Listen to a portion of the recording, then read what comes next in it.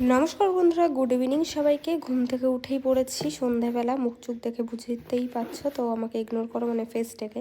আজকে একটা পার্সেল চলে এসেছে মিশো থেকে, সেটাই আনবক্সিং করবো তোমাদের সামনে। চলো দেখা যাক কী কী আছে। অনেকগুলো পার্সেল এসেছে, তার মধ্যে এটা একটা।